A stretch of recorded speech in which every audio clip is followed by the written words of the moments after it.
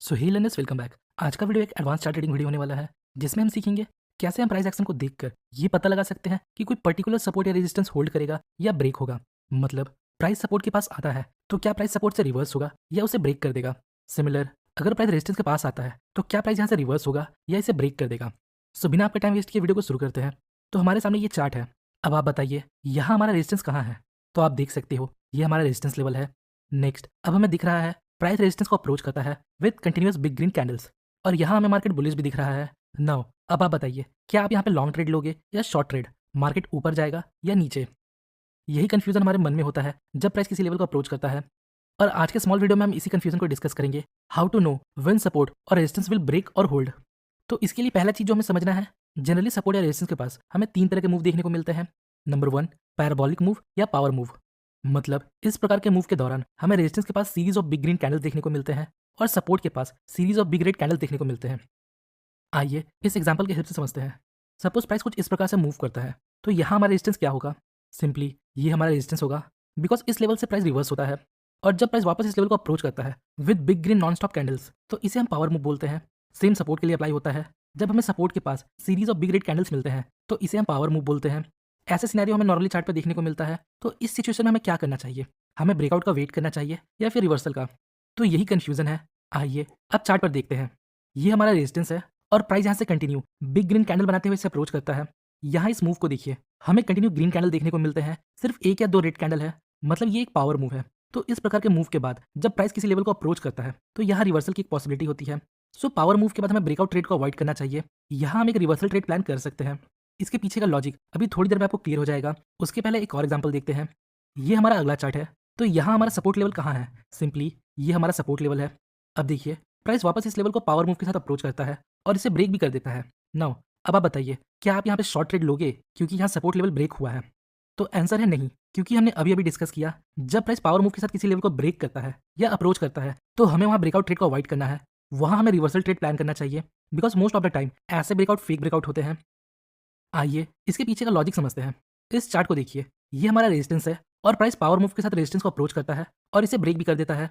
जो लोग अभी बिगनर होंगे वो सोचते हैं मार्केट कितना बुलिश है, बड़े बड़े ग्रीन कैंडल बनाते हुए मार्केट रेजिस्टेंस को ब्रेक करता है, मतलब ये एक स्ट्रॉन्ग ब्रेकआउट है और मार्केट अब यहाँ से और ऊपर जाएगा। पर ऐसा बिल्कुल नहीं है।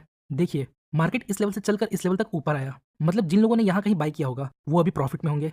सपोज हमने भी यहाँ बाई किया था, सो बेस्ड ऑन स्ट्रक्चर हम लोग अपना प्रॉफिट यहाँ रेजिस्टेंस के पास बुक करेंगे और सभी लोगों को ये रेजिस्टेंस दिख रहा होगा और वो भी अपना प्रॉफिट यहाँ कहीं बुक करेंगे। और हम लोगों का प्रॉफिट बुकिंग मतलब सेल ऑर्डर। तो देखिए हमने यहाँ बाई किया और प्राइस पावर मूव के साथ रेजिस्टेंस को अप्रोच करता है। अभी तक यहाँ कोई बेरिश रेड कैंडल नहीं बना, हम अभी भी ट्रेड में है और ब्रेकआउट भी हो जाता है। पर जैसे ही इस ब्रेकआउट के बाद एक नेगेटिव कैंडल बनता है तो हम अपना प्रॉफिट बुक कर लेते हैं, क्योंकि हमें डर है कि प्राइस यहाँ से नीचे ना चला जाए। और मोस्ट इंपॉर्टेंट पॉइंट, हमारा टारगेट भी अचीव हो चुका है। तो जैसे हमने एक नेगेटिव कैंडल के बेस पर अपना प्रॉफिट बुक किया वैसे ही बाकी लोग भी प्रॉफिट बुक करेंगे जिन लोगों ने यहाँ कहीं बाई किया होगा। तो बहुत से लोग जब एक साथ यहाँ प्रॉफिट बुक करेंगे उनका प्रॉफिट बुकिंग मतलब सेल ऑर्डर, तो फिर यहाँ से हमें एक गिरावट देखने को मिल सकता है। इसलिए मोस्ट ऑफ द टाइम ऐसे ब्रेकआउट फेक हो जाते हैं। सो जब भी प्राइस पावर मूव के साथ की लेवल को ब्रेक करे तो आपको ब्रेकआउट ट्रेड को अवॉइड करना है। यहाँ आप रिवर्सल ट्रेड प्लान कर सकते हो। आइए अब सेकंड टाइप ऑफ मूव देखते हैं जिसमें प्राइस सपोर्ट के पास लोअर हाई फॉर्म करता है और रेजिस्टेंस के पास हायर लोज फॉर्म करता है। यहाँ देखिए ये हमारा रेजिस्टेंस लेवल है। नेक्स्ट प्राइस इस लेवल को वापस अप्रोच करता है और जब प्राइस वापस इस लेवल को अप्रोच करता है तो यहाँ हमें हायर लोज देखने को मिलता है। ऐसे मूव के बाद जब मार्केट ब्रेकआउट देता है तो मोस्ट ऑफ द टाइम वो ब्रेकआउट जेन्युइन होता है। हमने असेंडिंग ट्रायंगल पैटर्न के बारे में पढ़ा है जहां price same level of resistance तक वापस ऊपर जाता है पर सेम लेवल तक नीचे नहीं आता और हायर लोज फॉर्म करता है।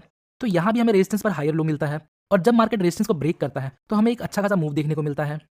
आइए अब नेक्स्ट मूव को देखते हैं जिसमें प्राइस ब्रेकआउट के पहले सपोर्ट या रेजिस्टेंस के पास थोड़ा टाइम स्पेंड करता है या कंसोलिडेट करता है। देखिए अगर प्राइस ब्रेकआउट के पहले की लेवल के पास टाइम स्पेंड करता है, फॉर एग्जांपल यहाँ प्राइस इस रेजिस्टेंस के पास एक टाइट रेंज में कंसोलिडेट करता है, मतलब यहाँ न्यू बायर्स एक्यूमुलेट हो रहे हैं। फिर जब मार्केट यहाँ ब्रेकआउट देता है तो ऐसे breakout most of the time real होते हैं। अगर प्राइस इसे डायरेक्ट पावर मूव के साथ ब्रेक करता तो हम यहाँ ब्रेकआउट ट्रेड अवॉइड करते हैं, क्योंकि उस सिनेरियो में यहाँ सिर्फ ओल्ड बायर्स होते हैं जिन्होंने यहाँ कहीं बाई किया है और अब वो प्रॉफिट बुक करेंगे।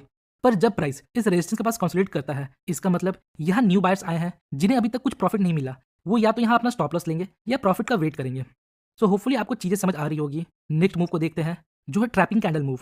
हमने पढ़ा है जब भी सपोर्ट पर बुलिश पिन बार बनता है तो ये स्ट्रेंथ शो करता है, मतलब प्राइस अब यहाँ से रिवर्स हो सकता है या फिर यहाँ से ऊपर जा सकता है।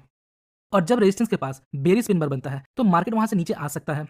यहाँ तक तो सब ठीक है, पर कभी कभी ऐसा होता है रेजिस्टेंस के पास हमें इस प्रकार के बुलिश पिन बार मिलते हैं।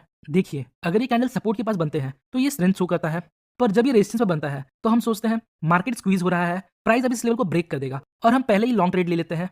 बट बहुत बार क्या होता है, यहाँ एक स्ट्रॉन्ग ग्रीन कैंडल बनने की जगह एक स्ट्रॉन्ग रेड कैंडल बनता है और आपका स्टॉप लॉस हिट हो जाता है। तो इसे ट्रैपिंग कैंडल मूव बोलते हैं। यहाँ देखिए, हमें कुछ ऐसा ही देखने को मिलता है। रेजिस्टेंस के पास हमें bullish pin bar type candle मिलते हैं।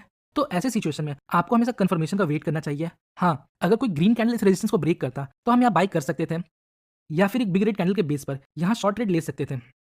सो होपफुली गाइस आपको इस वीडियो से थोड़ी इन्फॉर्मेशन मिली होगी। अगर आपको वीडियो इन्फॉर्मेटिव लगी तो वीडियो को लाइक और चैनल को सब्सक्राइब जरूर करें। मिलते हैं नेक्स्ट वीडियो में, तब तक के लिए best of luck for stock journey.